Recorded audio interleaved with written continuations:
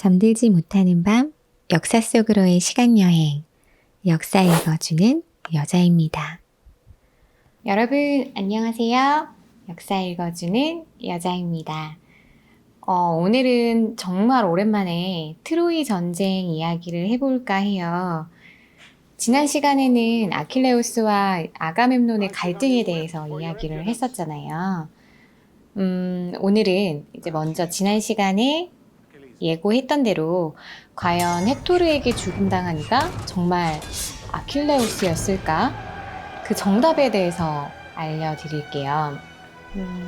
아킬레우스는 아가멤논과의 갈등으로 전쟁에 참여하지 않겠다라고 딱 선언을 했었잖아요. 그리고 나서 몇 날 며칠을 자신의 막사에서 시간을 보냅니다.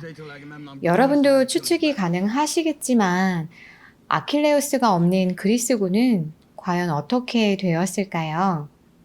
네, 당연히 고전을 면치 못합니다. 그리고 이러한 그리스군의 어려움은 사실 아킬레우스의 어머니인 테티스와 그리고 신 중의 신, 이 제우스의 역할도 좀 컸어요. 이전 영상에서도 말씀드렸듯이 영화 트로이는 신화적인 요소들을 많이 제거했기 때문에 트로이 전쟁과 그 전투들을 묘사하는 그런 씬들에서 신들의 역할이 사실은 전혀 드러나지 않고 있거든요. 그렇지만 실제로 신화 속에서는 이러한 다양한 일상들 뿐만이 아니고 전투와 전쟁 역시도 이 신들의 참여와 역할이 굉장히 두드러집니다. 당시 상황 역시 신들의 역할이 한 몫을 했던 것이죠. 그래서 아킬레우스의 어머니인 테티스 역시 여신이고요. 그쵸? 자신의 아들을 이제 모욕한 아가멤논에게 분노했고요. 그래서 제우스를 찾아가서 트로이인들의 승리를 빌었습니다. 그리고 이 장면, 이 신화 속 장면은 바로 장 오기스트 앵그르에 의해서 그림으로도 굉장히 잘 묘사가 되어 있죠. 그 그림이 바로 유명한 제우스와 테티스입니다. 제우스는 테티스의 부탁을 거절할 수가 없었어요. 그래서 결국 제우스는 이 테티스의 부탁을 들어주었고, 제우스의 계략으로 이후에 벌어진 그리스군과 트로이군들 사이의 전투에서는 그리스군들이 대패를 맛보게 됩니다. 트로이군은 환희에 휩싸였지만 그리스 진영에서는 비탄과 절망만이 남았어요. 그리고 그리스 내부에서는 당연히 이런 이제 얘기가 나오기 시작하죠. 아가멤논이 아킬레우스를 화나게 했기 때문에 아킬레우스가 전투에 참여하지 않았고 결국 이런 결과가, 즉 아킬레우스가 전투에 참여하지 않았기 때문에 그리스인들이 패배했다라는 주장이 굉장히 이제 많이 나오기 시작을 해요. 그리고 아가멤논 역시도 아킬레우스 없이 그리스군이 승리하기에는 조금 힘이 붙인다는 사실을 잘 알고 있었고요.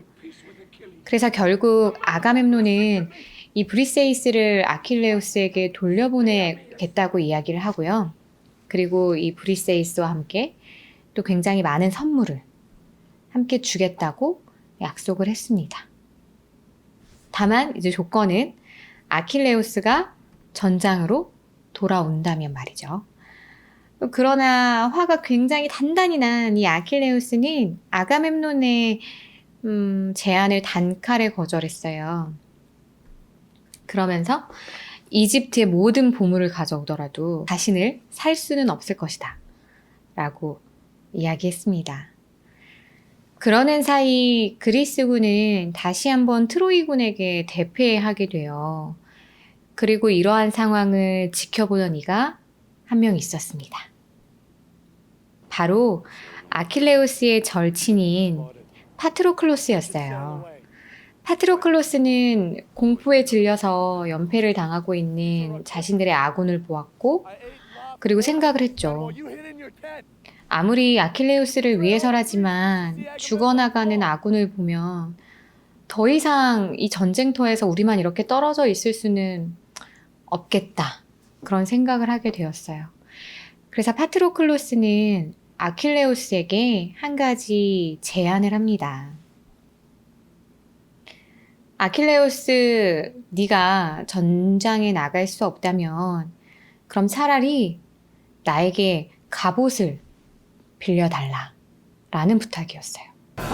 자신이 아킬레우스의 갑옷을 입고 전투에 나가면 트로이인들은 이 파트로클로스를 아킬레우스로 착각을 하게 되고 굉장히 이제 패닉 상태에 빠지겠죠?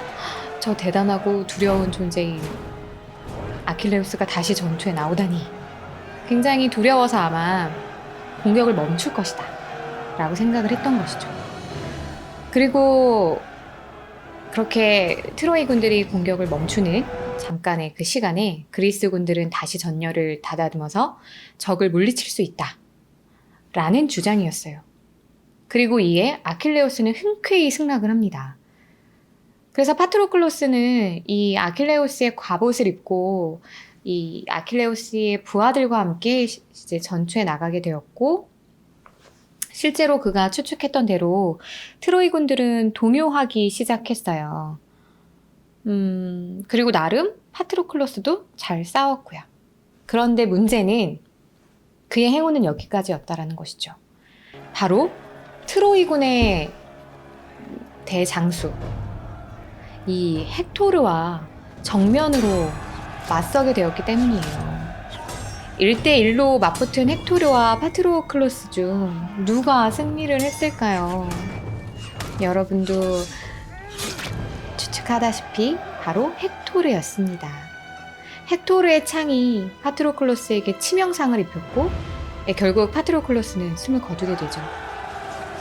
사실 이 부분에서는 신화와 영화가 차이를 보여요. 먼저 영화에서는 아킬레우스와 파트로클로스의 관계가 사촌지간으로 나오죠. 그리고 파트로클로스는 계속해서 전장에 나가서 싸움을 하고 싶어 했지만 아킬레우스가 그것을 계속해서 막았고, 그래서 파트로클로스는 아킬레우스가 잠든 사이에 아킬레우스의 갑옷을 몰래 가지고 나와서 전투에 참여를 한 것이죠. 그리고 또 신하와 마찬가지로 헥토르에게 죽임을 당하고요. 자, 이제 자신이 아끼는 파트로클로스가 헥토르에게 살해당했다는 사실을 알게 된 아킬레우스는 과연 어떤 선택을 할까요? 이야기가 더 궁금하시다면 다음 시간에도 저와 꼭 함께 해주시고요. 그리고 좋아요와 구독하기 버튼도 잊지 말아주세요. 지금까지 역사 읽어주는 여자였습니다. 우리 다음 시간에 만나요.